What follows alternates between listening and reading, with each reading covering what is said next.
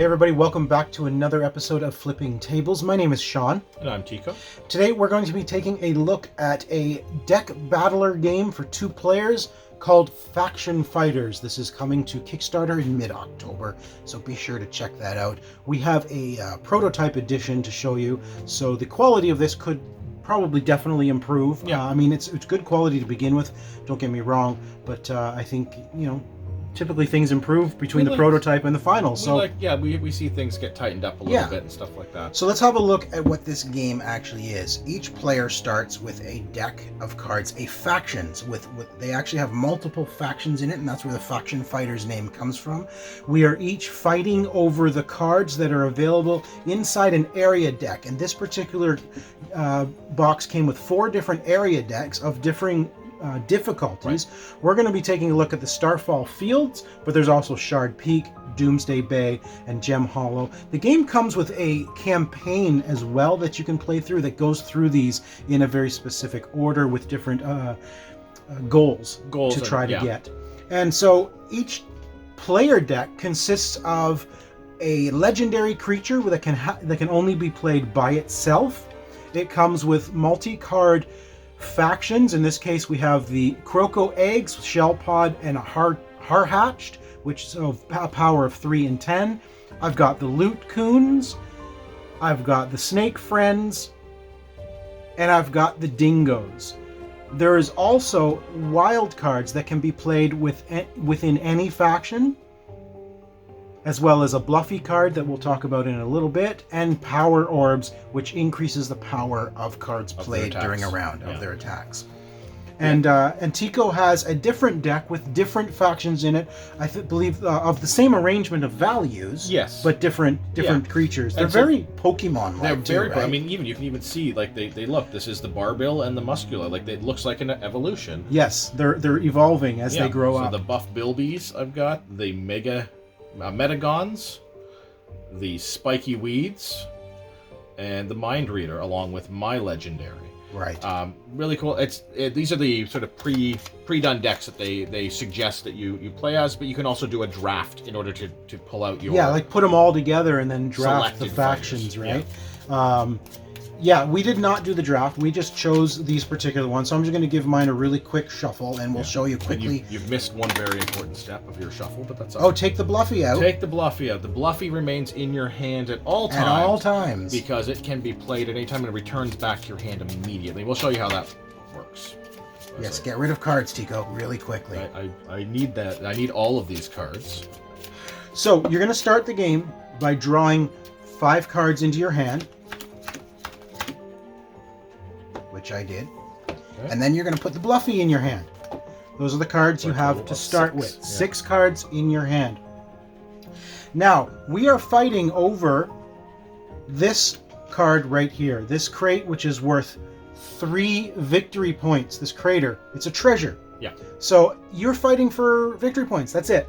You want to win as many victory points as possible. In this deck, there's also Power Orbs you can purchase, which are going to buff your cards. Mostly it's Power Orbs and victory points. Right, and you can see actually on the back of the setup guide that they give you with each of these decks, it actually gives you a breakdown of what's in there, so you have an idea as you're going through how many of those 3-point victory point cards are there, how many Power Orbs. Yeah. That way you sort of plan out your victory, which is what I did. Of course. And was victorious. So the way this game works is you're first going to have what they call a scout phase. You're going to pick a card, and you're going to just from your hand you're going to decide, okay, what card do you want to play in the scout phase? I'm going to play. Well, this is not a good hand to start with. I'm going to tell you that right now. Excellent. But I'm going to play this card. I'm going to play it face down, and then we're going to reveal at the same time what cards we played. Ready? Go.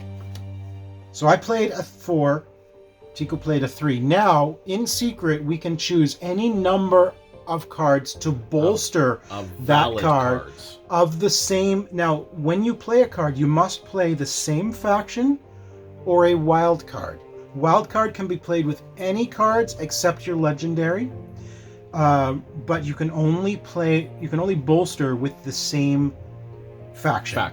That is the only rule, really, right there. So I am going to. The wilds. That's what I said. The wilds. And of course, you can use your Bluffy to make it look like you're playing something when it's So you're literally gonna play that, nothing. yeah, so you can just drop the bluffy in there if you are doing absolutely nothing, and you're hiding the number of cards that you're showing too. Yeah. Right. So you really want to not let your opponent know how many cards you're putting out there, because if they see you're putting only one, maybe they're like, okay, well, I'll put two. Right. Or three. So you want to hide how many you're playing. You do it secretly, and then you reveal at the same time. All right. Ready? Go. All right. So Tico, obviously, with a 9, a 3, and a 3, he wins. Okay? Yeah. The bluffy goes back in my hand. The card I played goes into my discard pile, and he takes the victory point. Right, and then these 3 cards that were played also go into... We are now going to move on to play for the power orbs. And at the beginning, we draw 2 cards into our hand. So you can actually start increasing the number of cards. So let's play one more round here just to show how this works. I am going to start with this card. Ready? Yep. Go. We both played a 2. How about that? Interesting. So now we're going to secretly bolster with something else. I think I'll bolster with this card right here. All right, I'll bolster with this single card right here. Ready? Yeah. All right, so you have a total of 9. Yep. I have a total of 11. Correct. So I win the power orbs, and they go directly into my hand because these can be used to bolster. Yeah. Now, in order to bolster, you would have to play the power orbs with the card and decide ahead of time that you're going to use that ability, whether or not it actually does anything in that round. Because some of them may increase your power. You may not need that increased power, but you're still spending the power orb to do it. Right, and this particular one, because this was one that was gained from this deck, is a destroy after use. That's right. So you can see here it says destroy after use. That means it's literally out of the game. It's only a one-time use card. And so I won that power orb. That goes into my deck.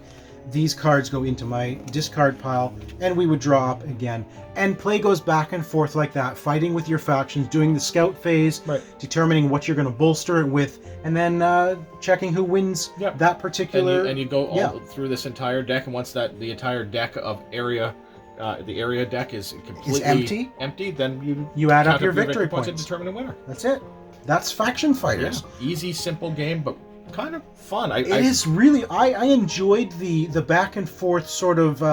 there's just the strategy of what cards do I want to play. And when do you slough off? When do you play that bluffy and be like, I'm just going to completely give up on this one victory point because I think that I want to go after the 3 that's next. Yeah, that's the one thing I like about this deck is you actually play it face up. So while you're playing for this card, you know what's coming next. So you can say, you know what, this is a 1 VP card. I really want the 3, so you might just slough off this. Let me win. Because anything that you're using is going into your discard pile. You're not going to see that again until you run out. Until you've gone through your entire deck of 20 cards, and have to reshuffle. So you may not care about the 1, but you want to try to go for 3, which is the next round. So you can not try to get this one and really try to get that one. Yeah, that's what I like about that. So you know what's coming in the next round, and you can plan accordingly.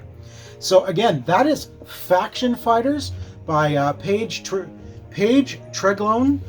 It is coming to Kickstarter. We're also going to be talking to Paige about the creation of this game on Kicking Tables, so be sure to check that out as well. And then check out Faction Fighters on Kickstarter coming soon. Thanks everybody for checking it out. Galazar, I choose you. It is so Pokemon-like. It's great though. I love that. I love that they've managed to give you a Pokemon game without calling it Pokemon. Without calling it Pokemon. Like they took that in. Like these are all obviously this is 100% an evolution. Oh, it is. And Starzard, Galazar, it's almost Pokemon type names too. It's great. It's fantastic.